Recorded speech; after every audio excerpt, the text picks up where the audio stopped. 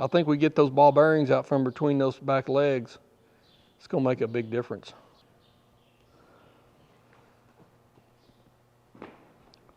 Okay.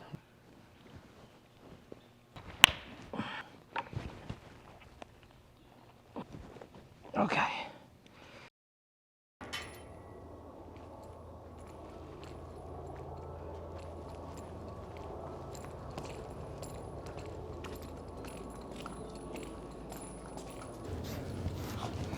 Well, welcome to the ranch. So today we got 3 things. We only had 2, but now we got 3 we're doing today. One of them is I was gonna ride this Colt around again.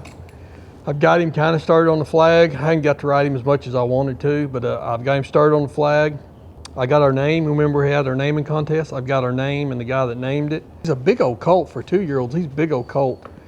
And he's getting a little study acting. I'm not gonna keep him in as a stud, and he just bit me in the back. So we're gonna castrate him. Soon I'm gonna work him a little bit and then we're gonna castrate him. So if you wanna watch a horse get castrated, stay tuned, because we are going, he was just getting just steady enough. I was thinking about cutting him anyways. And after he bit me in the back, it's time.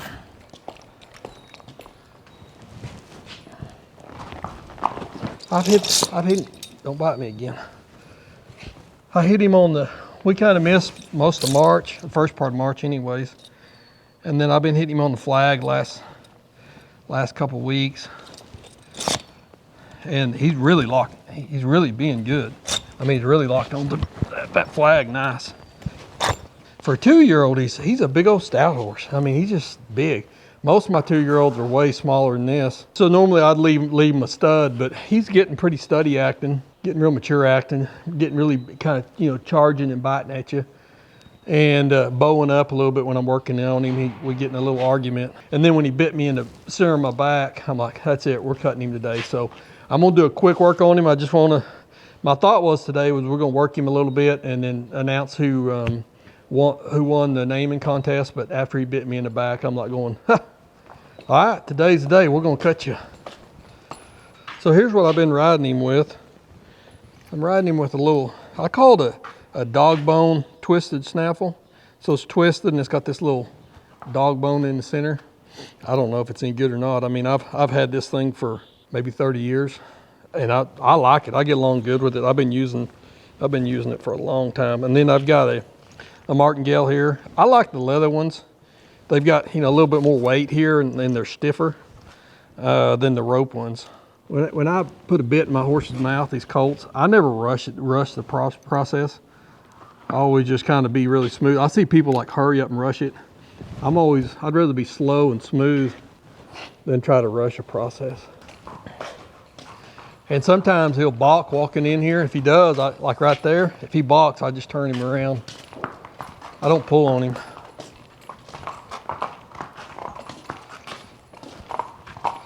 He just doesn't want to go to work.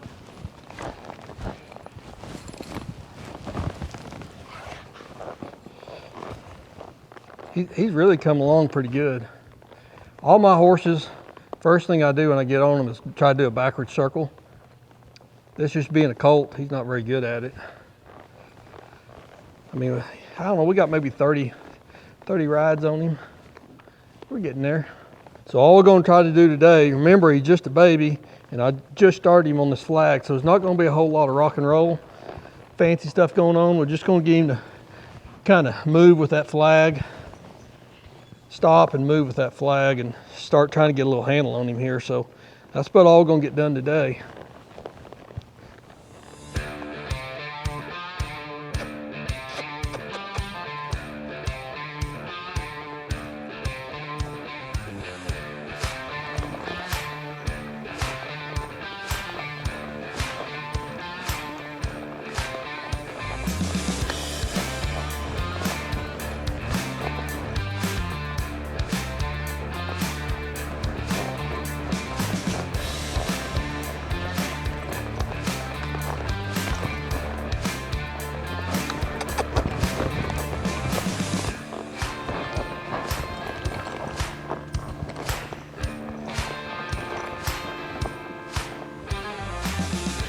All right, we're starting to work now. So all I'm doing is kind of just setting him up for success here. We're just trying to follow the flags, all we're doing. Help figure out how to turn around, follow the flag. Get his rib cage out of the way, look at the flag. So he's following the flag pretty good. I keep him between my legs too. I'm working on, keeping him between my legs so we go in a straight line. And all I'm doing is just trying to set him up for success here. He needs to be looking at that cow, waiting on that cow to move, let that cow move, and then he follows it. So sometimes sitting still's the hardest part. Don't step to that cow. You see how he stepped to that cow? That's a no-go. So, when he stepped to the cow, I gotta grab him, gather him up. He needs to stay off that cow. So I get up here, and I know we're not there yet. We're 100 miles away from it. But what my end goal is for him to come up here, get his rib cage bent around, look at that cow, and then his head goes right back where his butt is right now. Not anticipating the cow, but following the cow, right? That's where we start, right here. I didn't want to get him too hot since we're fixing to castrate him. Drugs won't work too good. What do you think? He worked all right, don't he? You watch him work at all? Yeah, no, I was sitting up there. Yeah, for no more than we worked, he's actually doing pretty good. Yeah.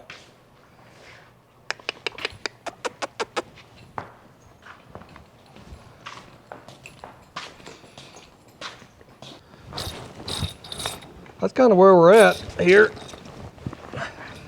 Well, I'm gonna keep working him on that flag. I think he's doing pretty good. I mean, no more riding he's got. I think he's handling pretty dang good. He's gonna have a big stop on him. I'm pretty proud of him. I think he'll be better when he's gilding. Not that he wasn't acting too steady today, but other than when he bit me.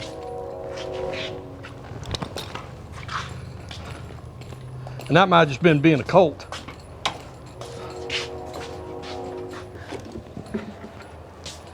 Luke, will you get me some, where'd Luke go? I gotta get some hot water. I'll give him this shot and then you can lead him out in the arena.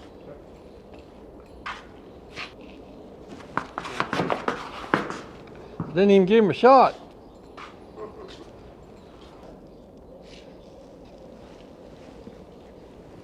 All right.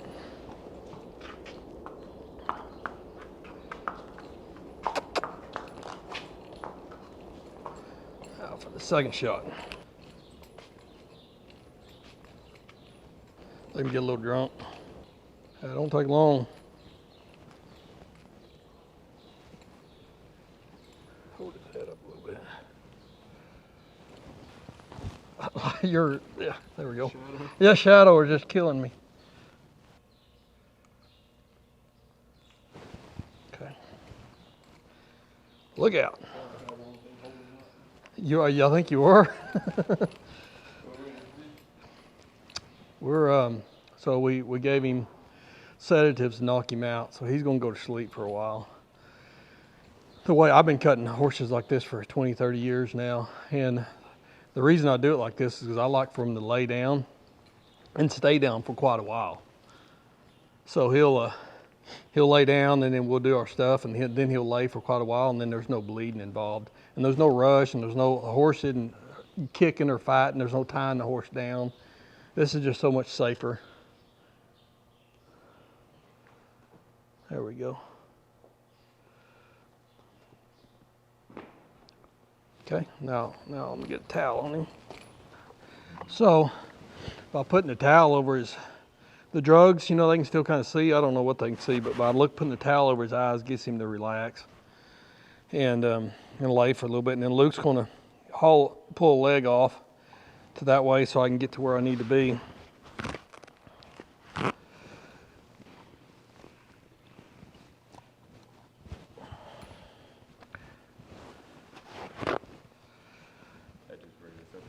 No, this has got some. This water's got antiseptic stuff in there, Normasol stuff that kind of, I don't know. I mean, we're not doing anything sterile here, but we're just trying to clean the situation up here a little bit. Okay. So first things first, we start with the bottom testicle.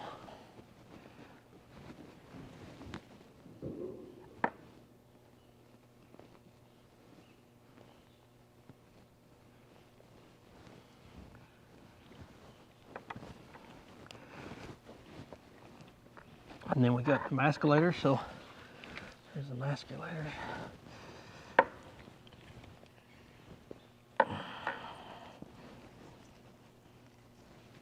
Make sure you don't have any skin in there.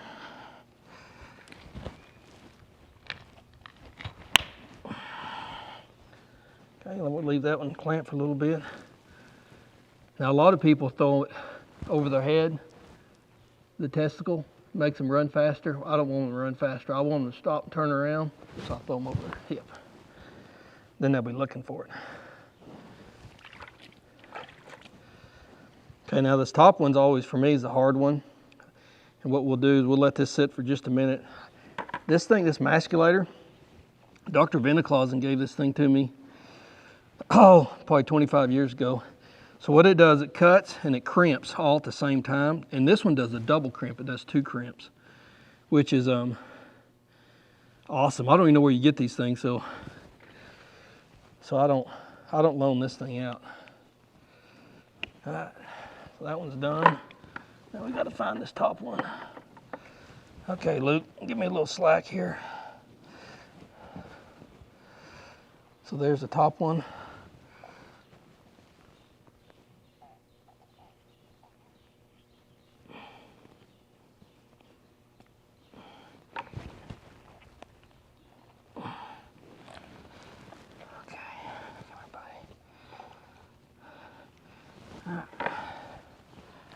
He's pulling back on it pretty hard, that's what.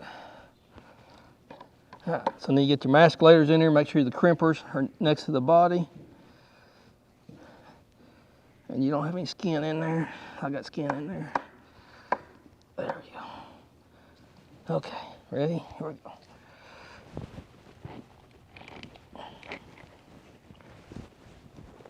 Okay, so we'll let this sit for a minute. So this is the testicle. This is the epididymis right here. Right here, so that's the epididymis. So if you ever lose a stallion or something, you need to get your last bit of semen, you can flush this epididymis out and get you 10, 15 straws of semen, epididymal semen. Yeah, that's kind of cool. I do it in deer all the time. Like when we would shoot a big deer, I would, of course, get his nuts and I'd freeze his epididymal semen. I get the epididymal semen, then we'd breed it to a bunch of good does. I've actually had a horse knocked down like this and just thought he was just dead to the world, you know, and walked in here where that bucket is, and he gets up, and then all of a sudden I'm playing jump rope with his legs are kicking it, and I'm trying to get the hell out of the way, and I'm going down. Yeah, I don't know how many hundreds of these we've cut. Luke's helped me a ton. We've done a bunch, hadn't we?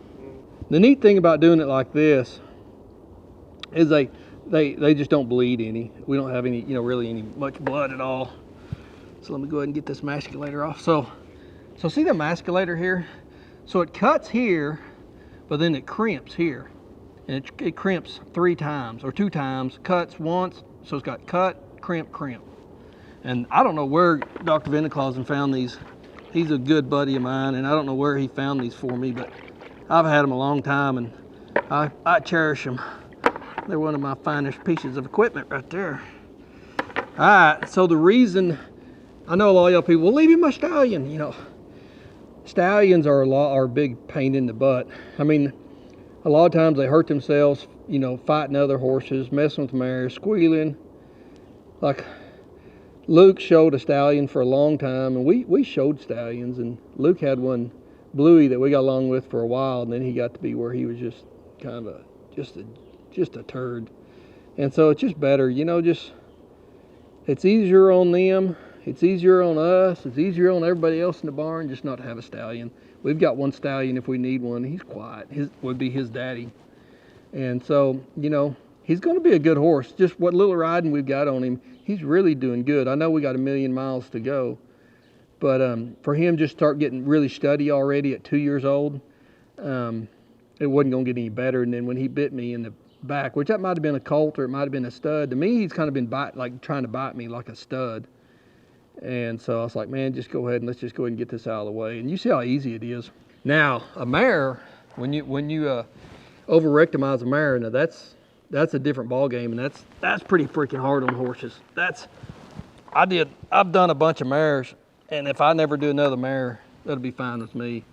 A mare, the way you do a mare is you go in there vaginally and you poke a little hole in the vaginal wall, and then you go up in there you got this little chain that has a ratchet, and you grab the ovary and you just ratchet it off. It's pretty gruesome. A lot of times I'll trim their feet if I hadn't got to him. Of course, this guy, I've been trimming his feet. He's good to go. Any other things, we'll check his teeth. He doesn't have any wolf teeth yet. Let's go ahead and vaccinate him before he gets up. Main reason vaccinating just for the tetanus.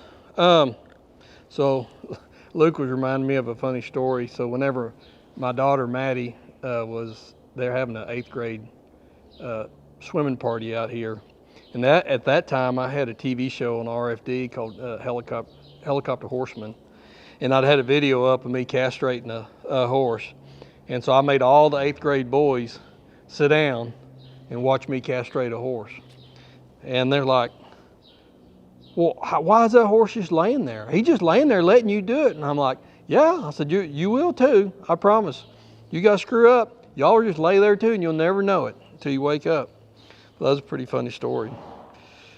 While we're waiting for him to wake up, remember we had a naming contest on this horse for the month of March. So it's the end of March, or it's the 1st of April. So I had like 400 names. They're all really, really, really good names. Some of them were the same and some of them wasn't. So anyways, I picked one of the top most favorite names that were picked, which I liked it too. A guy named, or at least his YouTube name is Scott Henry. He's been following us for a long, long time. He picked CD's Mendota Playboy, which I love that. CD's Mendota Playboy. And then he also had, for a barn name, was MP. And so there you go. He's going to get the challenge coin. And I looked through everything else. I didn't see anybody else's name that says CD's Mendota Playboy. But I might have missed one. So if you pick CD's Mendota Playboy and I missed you, dang sure comment or give me a contact me, and I'll dang sure touch you in. But I didn't see anybody else's. But there's, like I said, there's like 400 names, and I could have skimmed over your name. There's a lot of CDs and a lot of Mendotas and a lot of Playboys. I just didn't see, Scott's was the only one that I saw was CD's Mendota Playboy, and the barn name's gonna be MP. Love it, I love it. So I'm gonna get a hold of him. I'm gonna send him a challenge coin. So now, where we're at now in the castration part is, he lays. The reason we cover his eyes up is so he'll relax and lay longer. And the point of him laying longer is so that we give this time to clot and, no blood, no nothing like that. So I hope you like the horse. He's working good. I like him. He's a big old stout 2-year-old. He's ready to go to work. Man, I like him. And he's soft and easy, and he's nice to ride. I think we get those ball bearings out from between those back legs. It's gonna make a big difference. Yeah, so the next phase is gonna be, he's getting pretty good on the cow, moving with a mechanical cow. And so then we bring a cow in. And so I'll probably bring a cow in, start tracking it around, maybe rope it a little bit, heel around on it. I'd like to drag some calves off of him this spring when we're branding. Maybe not, I don't know if I'll get there or not, but that's the plan. He's big enough to do anything I want to on him now. He's big enough to carry me, whatever I want to do. But that's the plan, is to start him on the cow. And I'm just going to train him, not that I show cutters anymore, but that's just the way I train my horses now. I plan on going to the cutting pen with him, and then at some point we go from being a cutting horse to a ranch horse. Another funny story. I guess it's not funny now, but anyways, a mare, we had a mare here, and the mare died foaling. And so then I was drafting this foal onto a reset mare.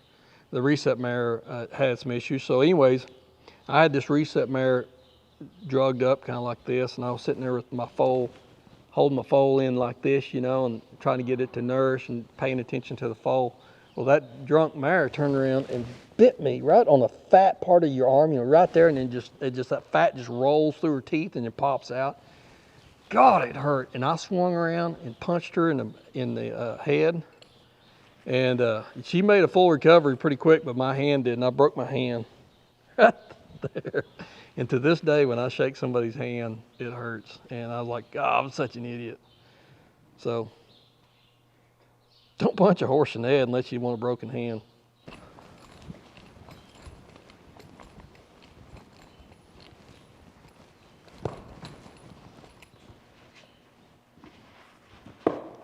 Easy, bub. That foot, is your foot asleep? There we go.